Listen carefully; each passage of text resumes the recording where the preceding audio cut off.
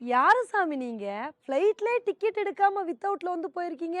ஃப்ளைட்ல டிக்கெட் எடுத்துட்டு போனாலே 78 செக்கிங்க கிராஸ் பண்ணி போறதுக்கு பெரும்பாடா வந்திருக்கும். இப்படி இருக்கும்போது எப்படி நீங்க வித்தவுட்ல போனீங்க? இப்படி நம்ம எல்லாருமே ஆச்சரியப்படுற மாரி தான் ஒரு விஷயம் வந்து நடந்திருக்குங்க. இன்னைக்கு நம்ம வீடியோல இத பத்தி தான் வந்து பார்க்க போறோம்.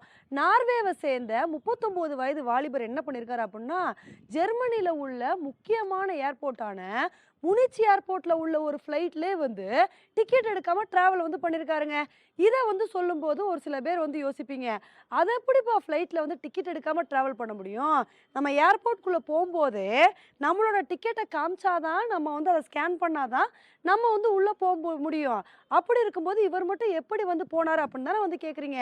இதுல தாங்க வித்தியாசமான யுத்திகள வந்து ஃபாலோ பண்ணியிருக்காரு. அவர் என்ன பண்ணியிருக்காரு அப்படின்னா, அங்க போய் நின்னு வந்து பார்த்துருக்காரு. அங்க பயணிகள் எல்லாருமே அவங்களோட டிக்கெட்ட வந்து ஸ்கேன் பண்ணிட்டு உள்ள வந்து போறாங்க. இத வந்து பார்த்தவுனே இவர் கமுக்கமா என்ன பண்ணியிருக்காரு அப்புட்ன்னா, ஒரு நபர வந்து அப்படியே ஃபாலோ பண்ணி போயி, அவரோட டிக்கெட்ட ஸ்கேன் பண்ணி உள்ள வந்து போம்போது, அவர் பின்னாடி அப்படியே நைஸா வந்து உள்ள போயிட்டாருங்க. அந்த இடத்துல வந்து தப்பிச்சு வந்து போயிட்டாரா? இது மட்டும் இல்லாம ஃப்ளைட்டு கிட்ட வந்து வரும்போது, அங்க உள்ள விமான ஊழியர்களை ஏமாத்தி, எப்படியோ ஃப்ளைட்டுக்குள்ள வந்து போயிட்டாரு. ஆனா இவ்வளோ கஷ்டப்பட்டு உள்ள போனவருக்கு, உள்ள போனவுனே நடந்த சோகமான விஷயம் என்ன அப்புட்ன்னா, அந்த ஃப்ளைட்ல வந்து எல்லா டிக்கெட்டும் புக் ஆயிருச்சுங்க. இதனால இவருக்கு வந்து உட்கார்றதுக்கு வந்து சீட் இல்ல. இதனால நின்னுட்டே தான் மனுஷன் வந்து வந்திருக்காரு. இத வந்து பார்த்தவுனே தான் அங்க உள்ளவங்க எல்லாருமே சந்தேகப்பட்டு, "என்ன நீங்க வந்து நின்னுட்டு வரீங்க? எல்லாருக்குமே டிக்கெட் வந்து புக் ஆயிருக்கு. அப்படி இருக்கும்போது எப்படி நீங்க மட்டும் நின்னுட்டு வரீங்கன்னு?" சொல்லி அவர்கிட்ட வந்து கேட்டிருக்காங்க. அதுக்கு அவர் என்ன சொல்லியிருக்காரு அப்புட்ன்னா, "இல்ல, இல்ல இது மாரி நான் டிக்கெட் எடுக்காம வந்தேன். அதனால தான் நான் வந்து நின்னுட்டு வரேன்" அப்படின்னு சொல்லி இந்த மாரி பதில் சொல்லியிருக்காருங்க. இத வந்து கேட்டவுனே, சரி தப்பு பண்ணிட்டீங்க. இனிமேல் இந்த தப்ப வந்து பண்ணக்கூடாதுன்னு சொல்லி, அவர வந்து கண்டிச்சு வந்து அனுப்பியிருக்காங்க. சரி இதோட நிறுத்துவார்ன்னு பார்த்தா, இதே பாணியில வந்து திரும்ப இன்னொரு தடவையும் டிக்கெட் எடுக்காம ஃப்ளைட்ல வந்து டிராவல் பண்ணியிருக்காருங்க.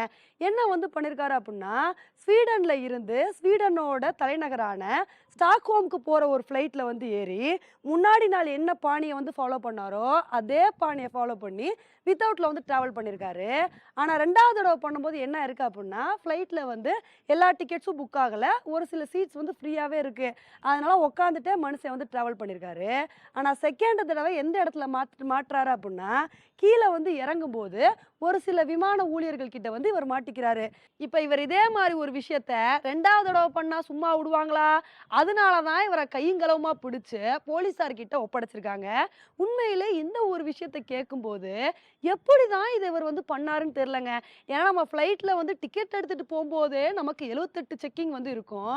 கிட்டத்தட்ட நம்ம ஃப்ளைட்ல வந்து போறோம் அப்புட்ன்னா, இதுக்காண்டே ஏர்போர்ட்ல வந்து 1 மணி நேரம் முன்னாடி போய் செக்கிங்லாம் முடிச்சதுக்கு அப்புறம் தான் நம்ம வந்து ஃப்ளைட்ல வந்து முடியும். இப்படி இருக்கும்போது எப்படி இந்த மாரி எல்லா செக்கிங்ல இருந்து தப்பிச்சு டிக்கெட் எடுக்காம போனாரோ தெரியல.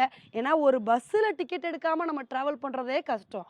இப்படி இருக்கும்போது ஃப்ளைட்ல இந்த மனுஷன் வந்து வித்தவுட்ல அது ஒரு தடவ இல்ல 2 தடவ போயிருக்காரு பார்த்தீங்களா? இவரோட திறமைய நினைக்கும்போது கொஞ்சம் ஆச்சரியமா தாங்க வந்திருக்கு.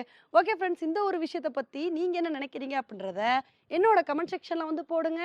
இதே மாரி இன்னொரு உங்கள வந்து மீட் பண்றேன். Bye friends.